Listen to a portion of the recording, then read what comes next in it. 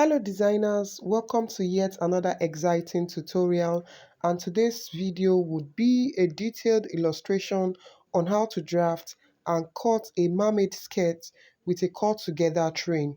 So if that is what you want to learn, kindly watch the video to the very end and let's get right into it. So I have my pattern paper ready. I have my measuring tape, curved ruler, the straight ruler, my pencil, and my paper scissors. I also have my starting point line which I already marked on my pattern paper. So every measurement will be taken from the starting point. So the first measurement I will take is my hip line, and from my starting point I went down by 9 inches and marked my hip line. The next I will take is my waist to kneel.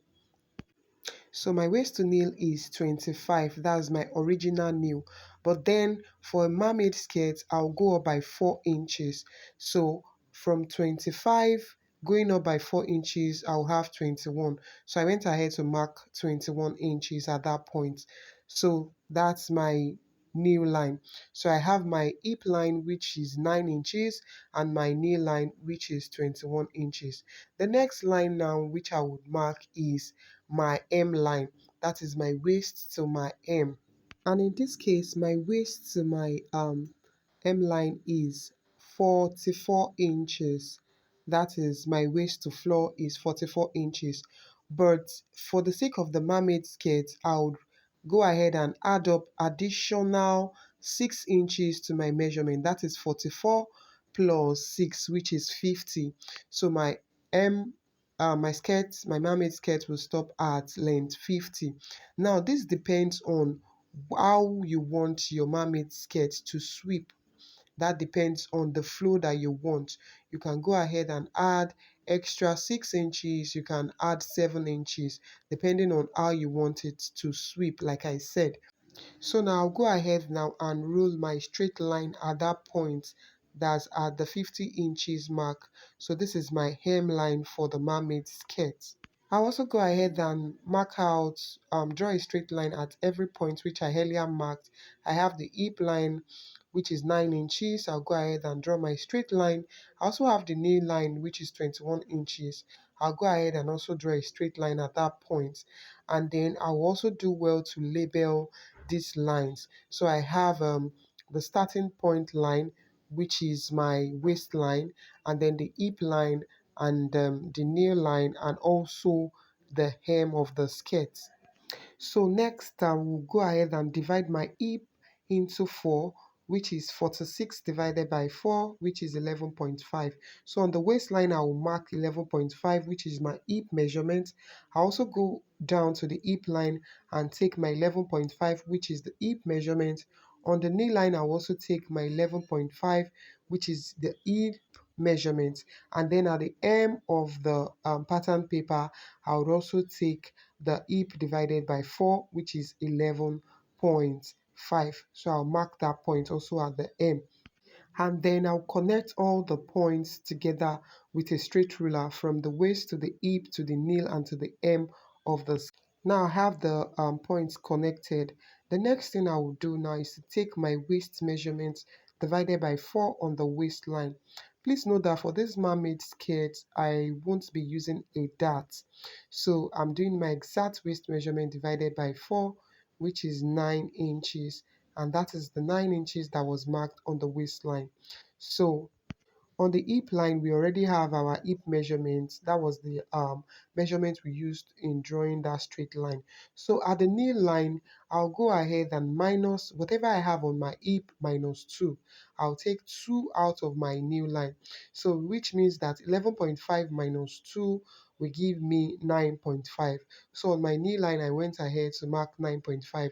Now, note that these 2 inches means that from the hip we have taken about 8 inches out of our hip to tighten the knee. So now the next thing I'll do is to go up by 1 inch on my hip line and also come down by 1 inch on the hip line. The essence of doing this is to avoid any form of pointy or sharp edge at the hip line when you're joining the fabric together. So this will help you to have a smooth transitioning from the waist to the hip and from the hip to the new line. So now the next thing I would do is to connect my waist to my hip. So I'll use my curved ruler and connect my waist to the 1 inch above the hip line. I'm connecting to the 1 inch above the hip line, not the exact hip line. So I'll go ahead now to connect it using my curved ruler. And then I will flip my curved ruler over to the other side and also connect from the 1 inch below my hip line to my nail measurement. That's 9.5 taken on the nail line. So I'll connect it like so from the 1 inch below the hip line to my nail line. So after connecting the points, this is what we have. So the next thing, on the nail line, I'll go up by half an inch and also come down by half an inch. Just something similar to what we did on the hip line. So I went up by half an inch on the nail line and also came down by half an inch. And then I'll go ahead to draw the straight line. So the next part we are working on now is the hem of the skirt. So from the hip measurement that we took on the hem line, that's the straight line coming from the waist straight down. From that point, I'll go ahead and take 8 inches to the side. That's to the side front. I'll take 8 inches like so. And I'll connect this 8 inches to my nail line.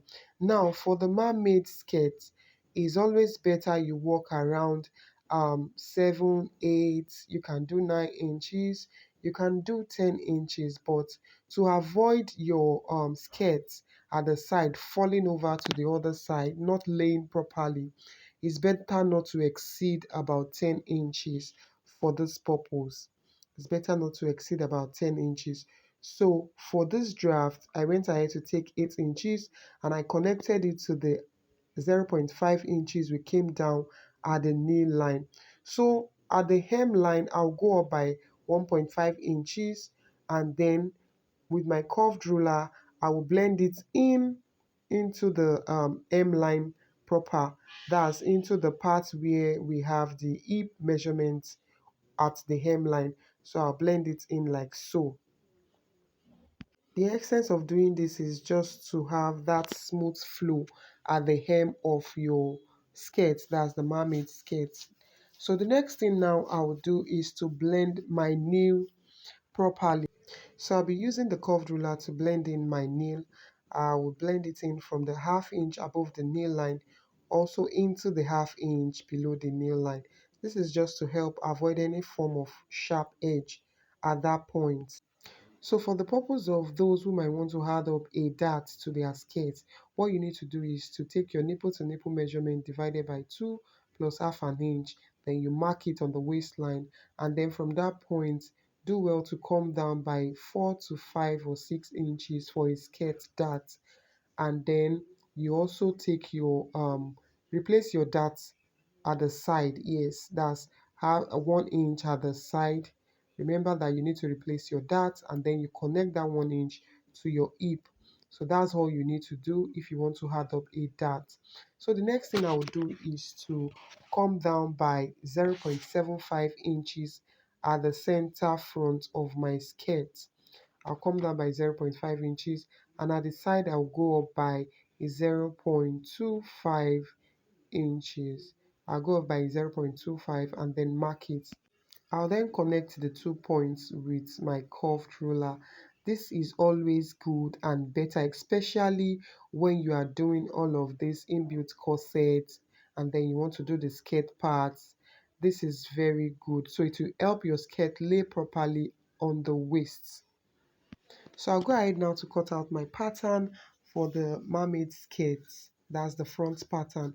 So I'll do it to cut that out. Now for the back, I have my lines marked out. The same line that we took for the front. I have the starting line, I have my hip line 9 inches, I have my knee line 21 inches, and I also have the hem of the skirt which is 50 inches. So I have all these lines marked out for the back. So the next thing I will do also is to take my hip measurement divided by 4 on the waist, on the hip, on the nail, and also on the hem. So I'll go ahead to label also the back pattern for clearer understanding.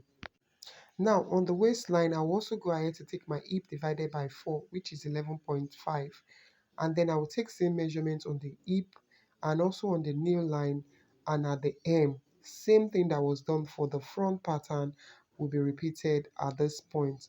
Then I will do well to also connect the lines together with my straight ruler. Now for the back, we have the SB, which is the side back, and we also have the CB, which is the center back. For the back hip line, I'll also go up by 1 inch and come down by 1 inch and draw the lines. On the nail line, I'll also go up by half an inch and also come down by half an inch. And then I'll draw the straight lines like so. I'll draw it out like so. So on the center back, on the waistline at the center back, I'll go in by 1 inch. And then from that 1 inch, I'll take my waist measurement divided by 4. I'll take that again. I'll go in by 1 inch, and from that 1 inch point, I'll take my waist measurement divided by 4. So my waist is 9 inches. I'll go ahead and mark my 9 inches like so. Now I'll connect my waist measurement to my hip line. That's the 1 inch above the hip. I'll connect the points together with my curved ruler like so. And then at the center back, I'll also connect the 1 inch I went in on the waistline to the 1 inch above the hip line. I'll use a straight ruler and connect the 2 points together. Now on the nail line, remember that for the front pattern, we took 2 inches at the side front. So for the back pattern, we'll divide these 2 inches into 2, that's 1 inch on the side back and also 1 inch at the center back.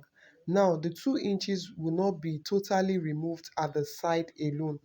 We'll go in by 1 inch on the center back and then 1 inch on the side back, and then we'll connect the points to the hip.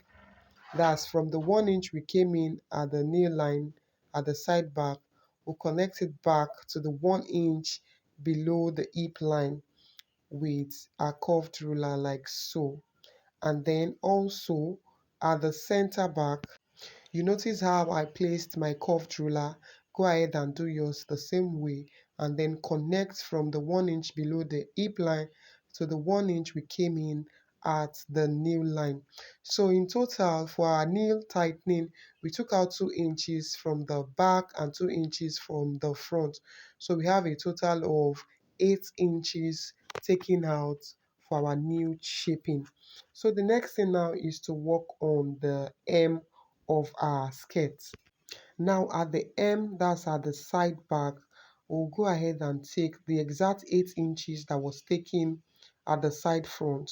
We'll take the 8 inches and then connect it back to our new line. That's from the hem, the 8 inches will be connected to the half inch below the nail line. So I'm connecting with my straight ruler like so. So on the nail line, I also do well to blend in from the half inch above the nail line to the half inch below the nail line. So this is what I have. So for the center back, okay, before then, we went up by 1.5 inches at the side front. So the same thing will be repeated for the side back. So I went up by 1.5 inches and then I blend that 1.5 back into the hem of the skirt, just the same way we did for the front pattern. So now we move to the center back, that's the tail part of the skirt. Now to do that, we need to add up extra pattern paper to that part of the pattern that's at the center back. So this is what you see me doing. Place your plain pattern paper below the other one, and then on the new pattern paper we added, I went ahead to extend the hem. That's the 50 inches we took for the hemline. I went ahead to draw out the lines like that. So I had to move over to the floor so that we can see what I am doing properly. So like I said, I went ahead to extend the hem line from our pattern to the new pattern paper that was added. So now please pay close attention. Now from the hem line, that is the hem line we've been working with, the 50 inches, I came down by 10 inches. Yeah, from the M line. That is the reason why I extended the M line to the new pattern paper so that we can see what I am doing properly. I came down by 10 inches. Now this 10 inches is not a standard. It's just what you want as a person. It's how flowy you want your mermaid skirt to be. So if you want, like for bridal purposes, you can go as far as doing 25, you can come down by 30, depending on how flowy you want your train to be. So from the hem, I came down by 10 inches and then I marked the straight line like so. So the next thing I will do now is, so the next thing is to determine how wide the train will be. So from the center back, I took 20 inches from my center back and then I marked it. And that would be the width for the train. So you know when you open this up, you will have about 40 inches wide. I took 20 inches. Opening it up, you have about 40 inches for that part. So, and then this is the new M line for our train. So we are going to blend in the new M line into the side back. Yeah, from that new M line, we are going to blend in our train into the side back. Now I'm taking off that extension that I initially added to the new pattern paper so that we don't get confused. So this is just to serve as a guide and we have already used, it has served that purpose rather. So now I'll go ahead to blend in the new M line. I'll blend it into the side. But before doing that, I'll also connect my 20 inches mark on the hem, that's the new hem line. I'll connect it to my new line. So at this point, my ruler wasn't long enough to get to my nail. I had to add up an extra ruler. So I'll go ahead now and connect the nail to the 20.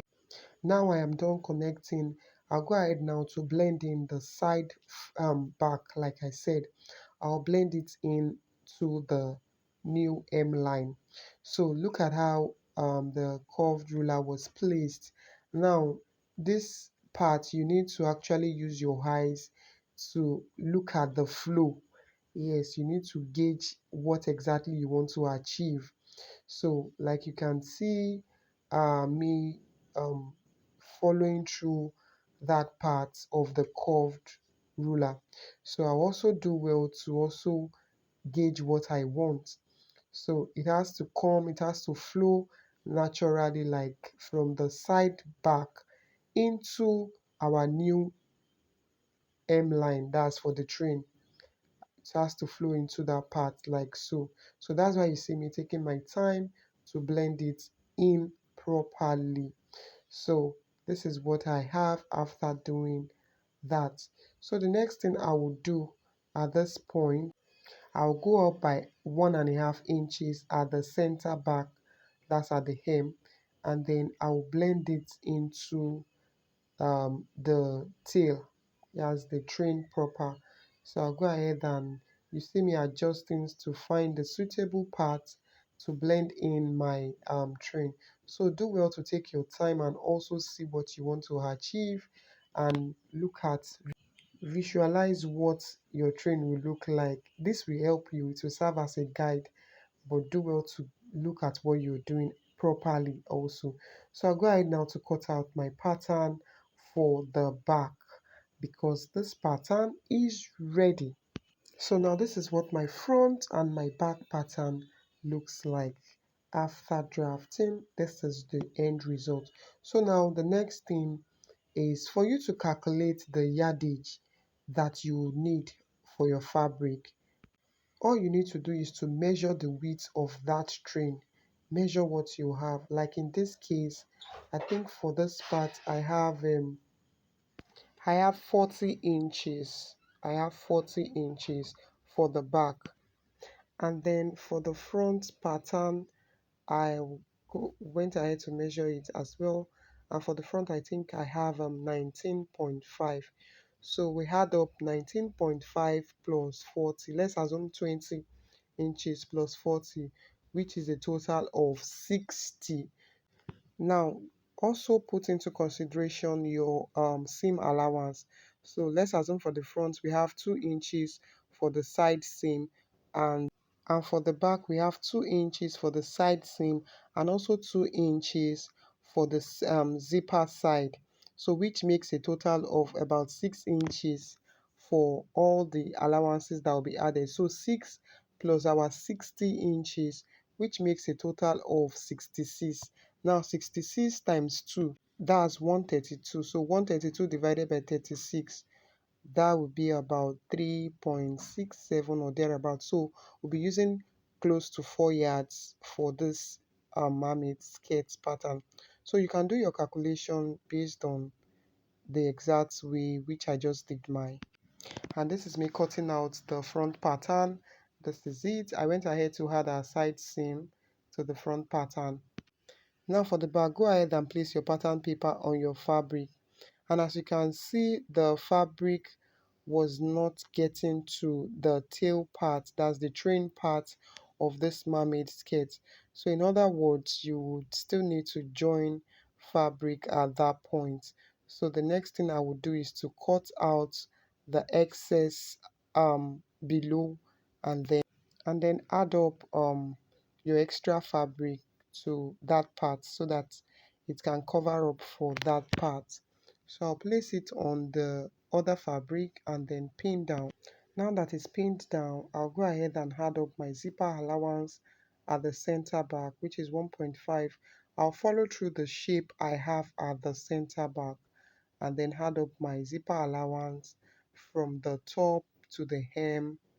That's the seam allowance for the joining.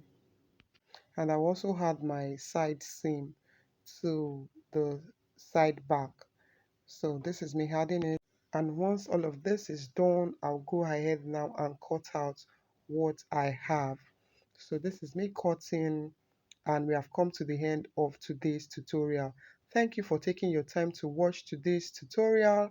I will see you in my next video. Bye.